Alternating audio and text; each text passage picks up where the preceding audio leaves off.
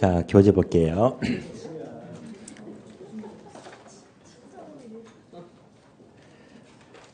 교재 98페이지입니까? 98페이지. 자, 환경성에서 인근지역의 수명현상입니다. 그러면 자, 인근지역에다가 화살표 적어주세요. 490페이지요. 490페이지 보시면 감정평가에서 지역분석 대상 지역이 인근지역, 유사지역, 동요소유권 여기서 인근지역 나오거든요. 그 내용과 중복이 돼요. 그러면 자, 인근지역 하게 되면 또 올려볼까요? 여기가 길동역이잖아요. 요 인근지역입니다.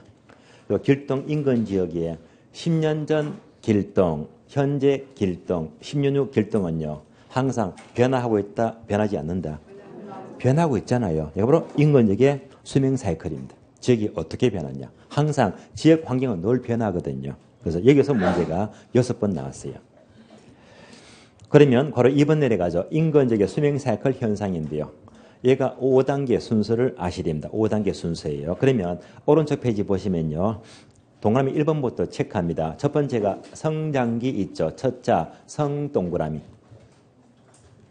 2번요. 성숙기 가운데 숙자 동그라미. 3번요. 쇠퇴기 쇠자. 4번 천익이 천자. 5번요. 악화기 악자. 합치니까 어떻게 읽어요? 성숙 쇠천악. 성숙 쇠천악. 성숙 쇠천악 5가지가 수명 사이클입니다. 이렇게 암기하시고요. 자, 그러면 성숙 쇠천악 요 흐름이 왼쪽 페이지 보니까 그래프가 보이죠. 그래프만 잘 이해하시면 돼요. 그래프를 설명드리겠습니다.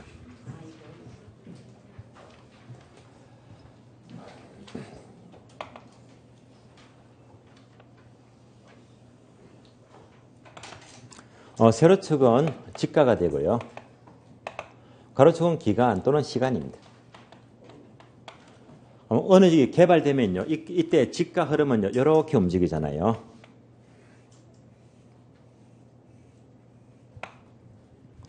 여기서 자, 처음 개발되면 지가가 쭉 올라가잖아요. 성장기. 얘가 바로 개발기가 되고요. 개발이 다 끝나면 지역이 안정이 돼요. 얘가 성숙기입니다. 안정 단계 지나면요. 동네가 조금 나빠지죠. 쇠퇴기가 되고요. 다음에 점점 나빠집니다. 천익기가 되고요. 매우 나빠지면 악화기입니다. 이렇게 성숙, 쇠천악 이렇게 움직입니다.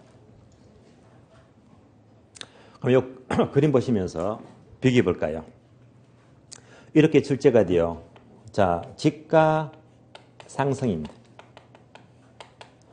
지가 상승이 가장 높은 단계는 성숙, 쇠천악 어디에 속한다? 성입니까? 숙입니까? 숙 하시면 안 돼요. 왜냐? 지가 상승이 가장 높은 단계예요. 지가 상승은요. 여기서 지가가 상승하잖아요. 뭘 말한다? 성장기. 그럼 성숙기는 뭡니까? 지가 상승이 아니고 지가가 가장 높아요. 지가가. 해서 지가가 가장 높다. 다른 말로 지가 수준이 가장 높아요. 얘가 높은 것이 바로 성숙기입니다.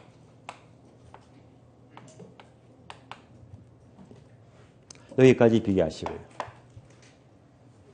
다시. 성장기는 다른 말로 개발 단계죠. 자, 그러면 판교. 자, 판교 신도시 개발이 과거에는요. 판교가 개발되기 전에는요. 전부 다 전답이죠.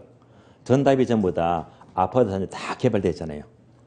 처음 개발될 적에 자, 전답 임야가 전부 다 개발되면요. 동네가 좋아지죠. 이렇게 동네가 좋아지는 이동을 상향여과 이렇게 불러요. 성장기는 동네가 좋아지더라. 상향여과가 나타납니다.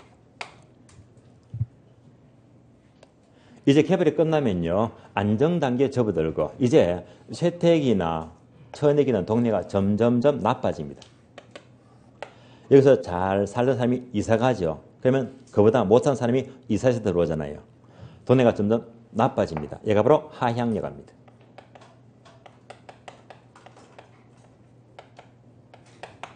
다만 쇠퇴기와 천익이 차이점은요. 쇠퇴기는 하향 여과가 시작됩니다. 시작되면 쇠퇴기고요. 천익이는요. 하향 여과가 매우 활발합니다. 활발하면 천익이가 돼요. 여기까지 비교하시고요. 다시 성숙세천악 흐름 보시면서 교재 보니까요. 그래프 위에 문장이 8줄 나와 있죠. 8줄. 여기서 5번째 줄 보시면 5번째 줄 중간에부터 보시면 이러한 지역 사이클이 형성되기 위한 조건으로는 찾습니까? 이걸 보는 거예요. 첫째, 지역은 하나의 개발 기계에 의해서 동시에 개발되어야 하며 동시에 개발 밑줄, 동시 개발입니다. 이어서 둘째, 지역의 동질성 밑줄. 요거 합치면 돼요. 따라서 자, 이것의 전제 조건입니다. 전제 조건은요. 반드시 동시 그리고 동질적 개발입니다.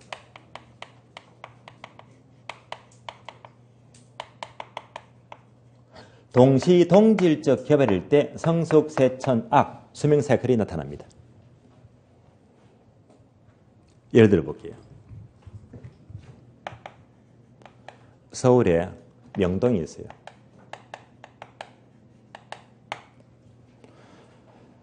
자, 지금 서울의 명동은요. 이 수명사이클은요. 성숙세천악 중에서 어디쯤 속할까요? 쇠퇴기요.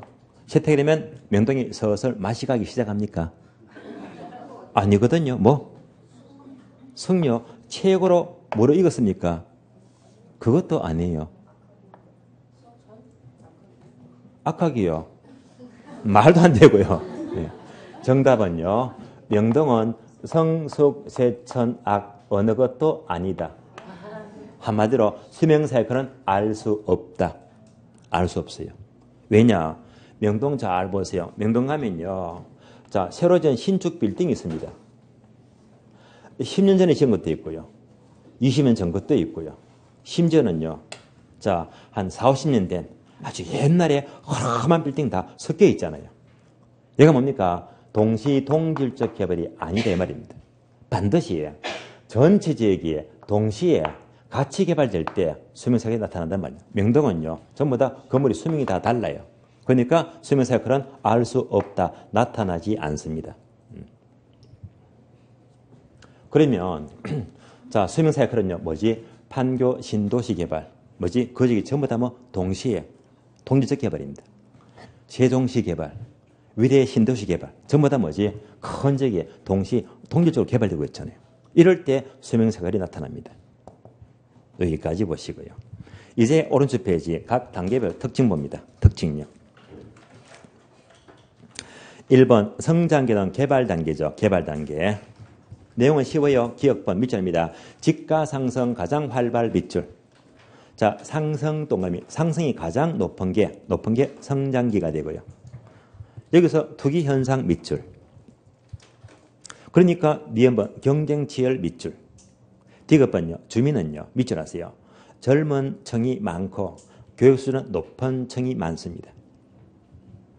미음번요. 대규모 개발이면 집가가 3번 급등한대요. 집가 상승의 3단계. 그러니까 개발 계획이 발표되면 한 번 급등하고요. 다음에 사업이 착수되면 한 번 더 급등하고 사업이 완성이 되면 또 급등한대요. 이렇게 집가 상승의 3단계 3번 급등한대요. 여기까지가 성장기 특징입니다. 2번요. 성숙기는요. 안정 단계가 되고요. 얘는 기업번 보게 되면 밑줄입니다. 가격 수준이 가장 정점 높아집니다. 집가 수준이 가장 높은 것은 성숙기가 되고요. 아울러 니은번요. 지역 주민의 밑줄입니다. 사회적, 경제적 수준도 최고도로 높다. 여기까지만 보시면 되고요. 3번 내려가죠. 쇠퇴기. 쇠퇴기는요. 기역번 보시면 밑줄입니다. 주택의 하향 여과 현상이 시작된다 밑줄. 시작된다 시작 동그라미. 시작되면 쇠퇴기입니다. 디귿번요. 여기서부터 재개발이 필요합니다. 재개발이 필요하다 밑줄 하시고요. 4번요. 천익기는요. 기업은 모두 위주라세요. 주택의 하향여가 현상이 매우 활발해진다. 밑줄. 활발 동그라미. 따라서 하향여가 시작되면 세택이, 활발하면 전액입니다. 다음 페이지요. 따라서 니은번 보게 되면 주민들의 활발한 전입, 이동으로 인하여 수요가 자극되겠죠. 따라서 부동산 가격은 때로는 위축합니다. 가벼운 상승 밑줄. 가벼운 상승. 집 한번 볼까요? 여기서 가벼운 상승은요. 활발하게 이동하니까 지가가 여기다가 수요가 증가하니까 이렇게 가벼운 상승입니다. 이렇게 가볍게 이렇게 상승합니다. 가벼운 상승입니다. 가벼운 상승이지 틀린 말은요. 이전 단계 여기까지입니다. 이전 단계에서 이전 단계까지 상승한다. 이전 단계는 틀린 말입니다. 여기까지도 출제가 된 적이 있고 가벼운 상승입니다. 다음에 5번요. 악화기는요. 더 이상의 재개발 노력이 없다면 거의 설람 직전인 악화기의 도래가 됩니다. 이상 성숙세천 악이 흐르면서 우리 시험은요. 문제가 6번 나왔습니다. 생각보다 많이 나왔어요. 이 부분은 여전히 출제가 가능합니다. 자, 이상으로 1편 마치겠습니다. 마치겠고요. 다음 차트가 강문이죠. 자, 교재는 114페이지예요. 114페이지 보시면 자, 부동산 경제론에서 먼저 1번 수요 공급 요령입니다. 수요 공급은요. 오늘 프린터가 2장 안 나갔어요? 2장이죠. 그러면 자, 이 표 있는 거 요거 볼게요. 자, 이번 주 다음 주 걸쳐서요. 수요 공급을 모두 정리하겠는데요. 이 프린터를 중심으로 설명을 드릴 겁니다. 프린터를 주로 보되 프린터가 많이 요약이 되었거든요. 그래서 압축이 되었기 때문에 프린터로 설명이 부족한 것은요. 그때는 책을 찾아보면서 정리합니다. 프린터 위주로 볼게요. 프린터 보시면요. 왼쪽은 수요, 오른쪽은 공급입니다. 목차가 크게 5가지인데요. 첫 번째가 의 나와 있죠. 두 번째가 수요 법칙, 공급 법칙, 법칙이 나와요. 세 번째가 수요 공급 결정요인, 별표 3개 돼 있죠. 네 번째가요. 수요 공급 탄력성, 별표 3개 돼 있죠. 마지막으로 균형과 결정, 별표 3개 돼 있습니다. 별표 3개짜리는요. 무조건 출제가 돼요. 이것만 해도 세 문제는 반드시 나옵니다. 이 3가지가 너무 중요하고요. 그러면 표를 보니까요. 중간에 군데군데 보니까 별표 1개짜리가 보입니까? 있죠, 그죠? 별표 1개짜리를 놓치지 마세요. 이것만 하시면요. 완벽한 준비가 돼요. 다시 의의를 보니까 별표 1개짜리가 몇 개 있다. 하나밖에 없죠. 뭐? 유량 개념. 이게 중요하단 말입니다. 다음에 수요 공급 법칙은 별표가 없잖아. 그냥 이해만 하시면 돼요. 세 번째, 결정 요인 보니까 별표가 1개짜리가 4개 있죠. 그래서 수요량의 변화, 수요의 변화, 오른쪽 공급량의 변화, 공급의 변화 이 4가지는요. 언제나 출제가 되니까 꼭 정리됩니다. 탄력성 내려가세요.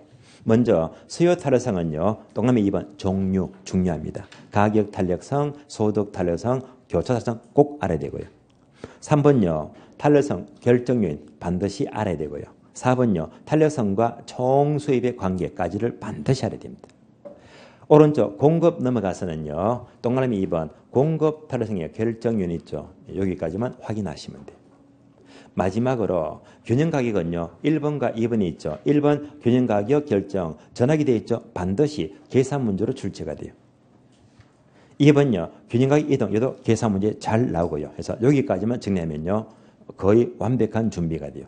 별표를 중심으로 보시면 거의 여기서만 출제가 되고 있습니다. 자, 전체를 봐갖고 이제 의부터 볼게요. 자, 의 보기 전에요. 가장 기본적인 정리해 볼까요? 수요와 공급입니다.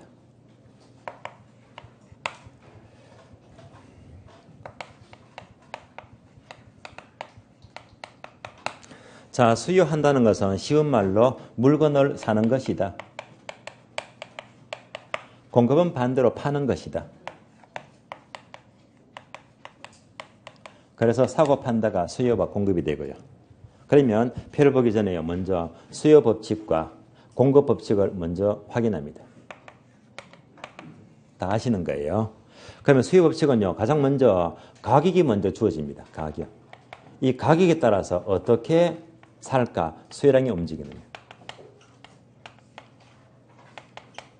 공급도 마찬가지죠. 가격이 먼저 주어집니다. 이 가격에 따라서 얼마나 판매할까 해서 공급량이 정해집니다. 예를 들면 우리가 편의점에 갑니다.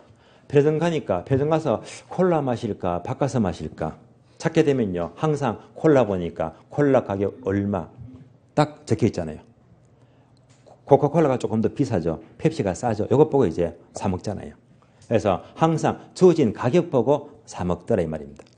파는 것도 마찬가지. 항상 자 이렇게 가격 보고 팔더라 이 말입니다. 자 이때 가격이 비싸요.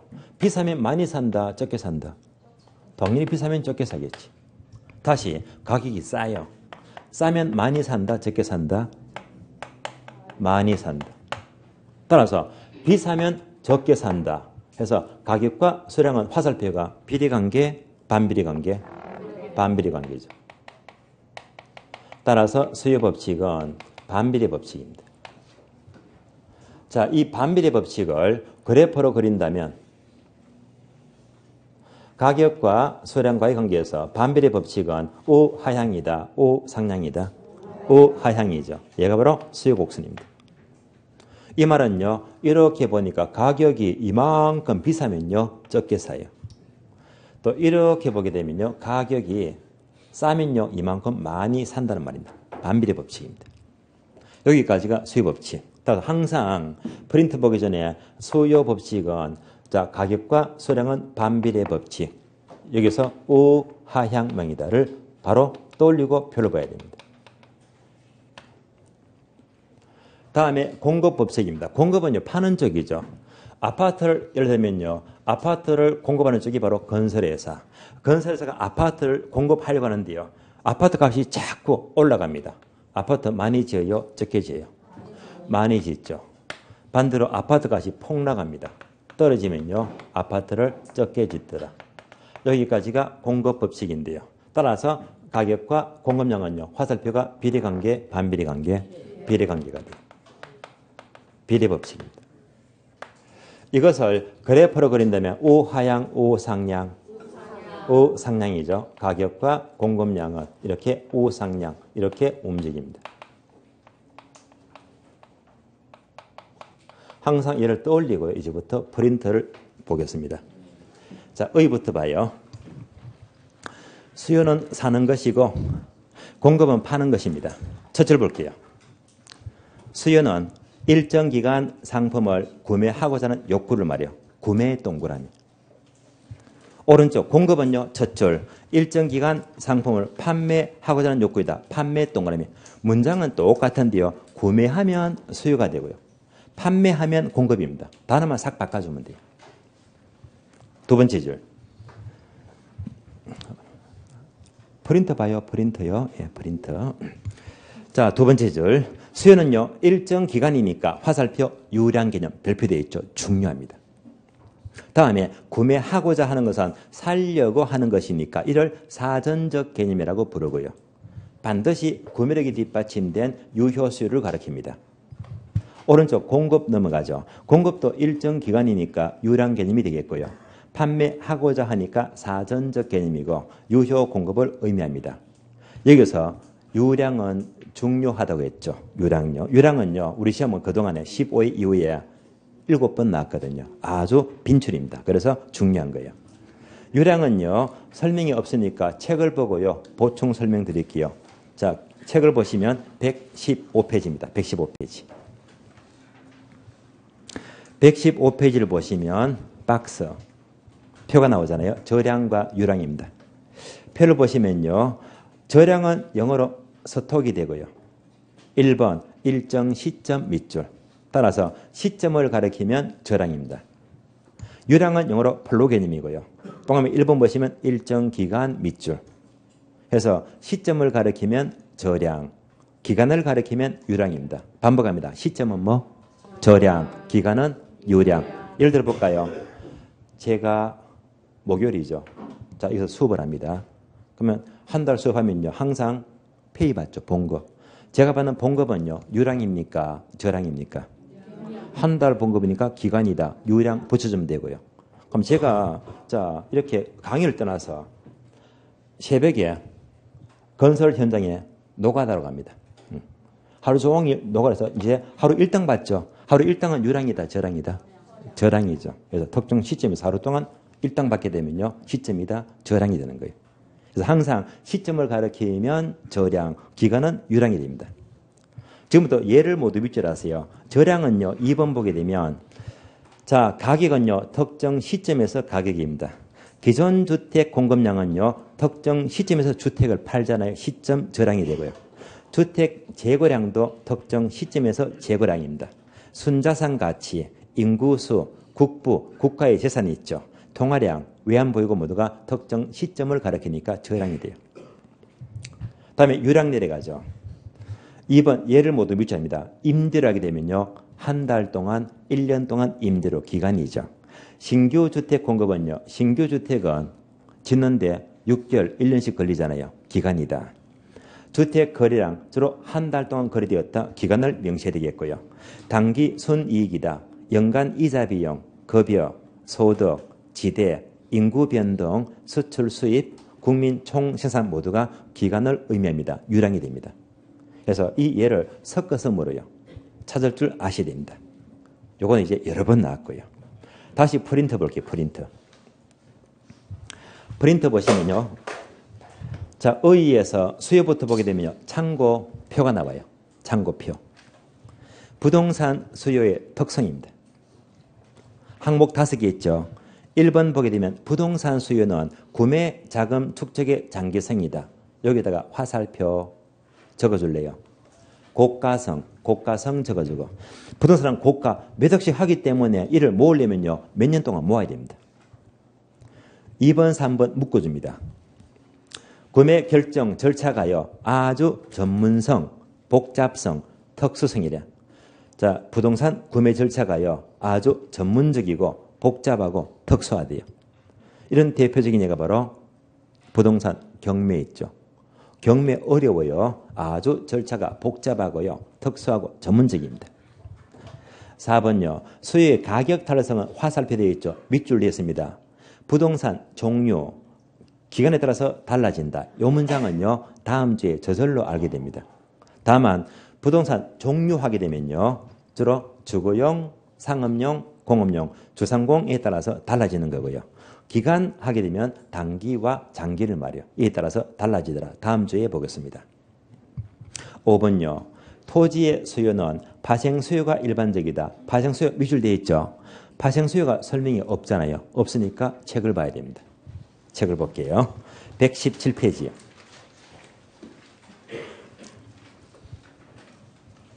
117페이지 보시면요. 걸어서 3번 부동산 수요의 분류가 나와요. 1번 유형별 분류. 종류가 되게 많죠. 요걸 전부 다 X 버리세요. 보지 마세요. 시험과 거리가 머리가 전부 버리시고. 다음 페이지 봅니다. 2번요. 성질별 분류. 항목 5개 있죠. 다 필요 없고요. 2개만 묶어줘요. 디귿번, 리얼번 묶어주고요. 디귿번 본원적 수요. 리얼번 파생적 수요가 돼요. 이 2가지만 아시면 돼요. 지금부터 이 2가지를 설명을 드리겠습니다.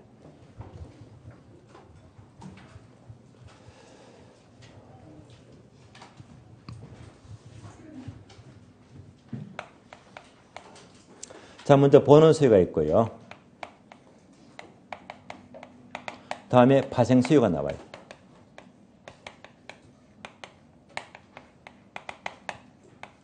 프린트에서 토지는 파생 수요라고 했잖아요. 이걸 설명을 드리는 거예요.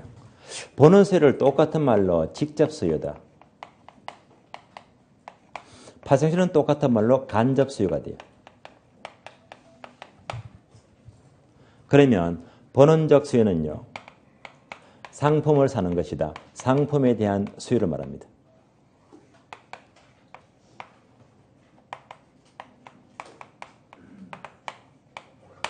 반면에 파생 수요는요. 상품이 아니라 생산 요소를 말해요.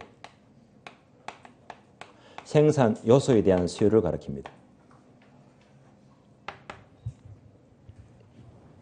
예를 들면요. 슈퍼에 가서 빵을 사 먹어요. 얘가 상품이잖아요. 그래서 얘가 바로 본원적 수요가 돼요. 그런데 빵은 뭘로 만들어요? 밀가루. 얘가 생산 요소가 돼요. 그렇다면요.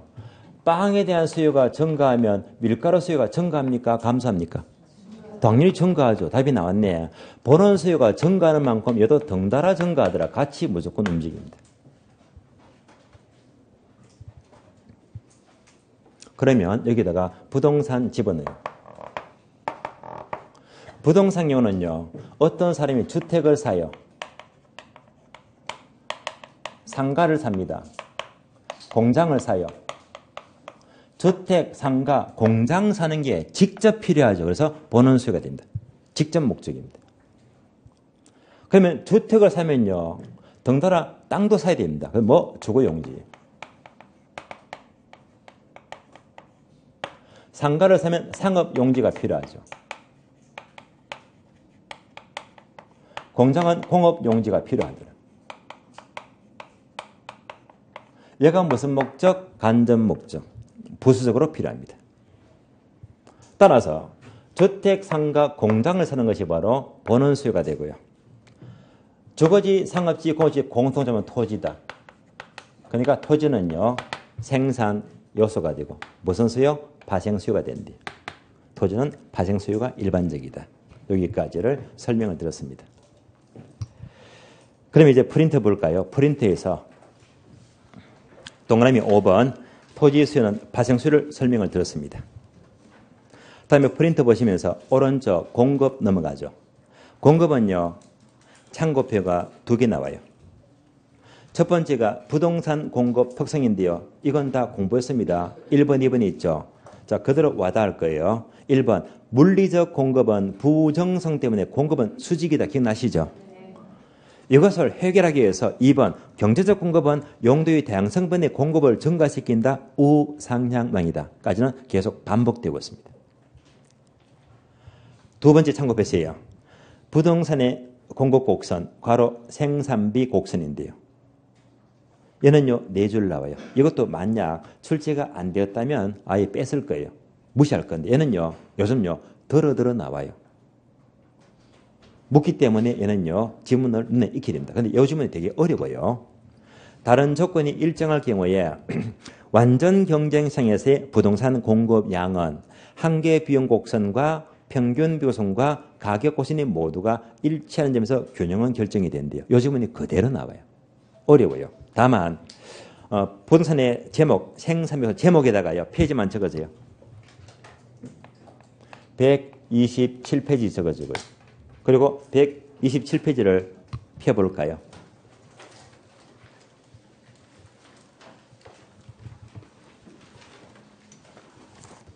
(127페이지) 네모 박스에 있죠. 제목이 부동산의 생산비 곡선입니다. 이 내용이거든요. 그런데 얘가요, 그래프가 특이합니다. 그래프가 이렇게 나왔잖아요. 자, 그래프가 수평선 안 보여요? 수평선. 이거 보이죠? 얘가 바로 수요 곡선이다. 오, 이상하잖아요. 자, 보세요. 우리가 가는 수요는요, 비싸면 적게 산다. 반비례 법칙이 무슨 모양? 우하향은 알고 있잖아요. 근데 요 놈은요, 수요가 바로 수평이에요. 희한하잖아요. 그래서 어려운 겁니다. 이런 시장이 무슨 시장? 바로 완전 경쟁 시장입니다. 완전 경제상은요, 수요가 무슨 모양? 수평선이 되거든요. 그래서 이제 특수한 형태가 돼요. 그리고 또 이렇게 움직이더라. 얘가 바로 자, 평균 비용. 또 올라가더라. 바로 한계 비용. 이렇게 나오잖아요. 이런 그래프가 조금은 까다로워요. 아직까지 완전 경제상을 완벽히 공부를 안 했기 때문에요. 지금 여러분 설명 못 따라오거든요. 그래서 자, 이런 게 있다. 페이지만 120이 적어주고요. 이 문장은요, 3, 4월 수업을 다 한 다음에 시장을 알게 된 다음에 5월 달에요. 심학습. 그때 가서 얘는요, 한 10분 동안 설명을 따로 들어야 됩니다. 그때 가서 한 번 더 확인시켜 드릴게요. 복잡한 그래프예요. 다시 프린트 봅니다. 자, 프린트 보시면요. 두 번째, 수요 법칙과 공급 법칙입니다. 각각 1번 원칙, 2번 예외, 원칙과 예외가 나와요. 수요부터 볼까요? 수요 법칙의 원칙은 이미 공부했죠. 칠판 확인. 수요법칙은 원칙이 비싸면 적게 산다.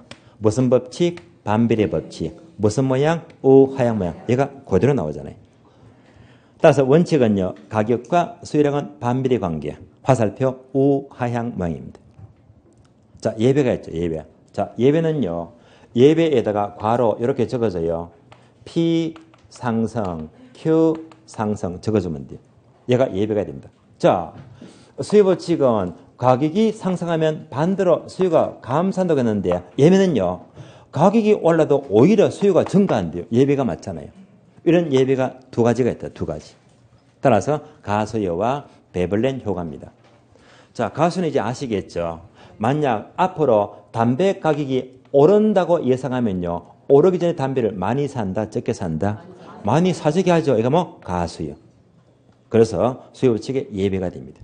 다음에 베벌렌 효과는요. 바로 부자들이, 졸부들이 자기의 부를 과세하기 위해서 비쌀수록 해외 명품, 외제차 비쌀수록 살려고 합니다. 수요법칙의 예배가 돼요.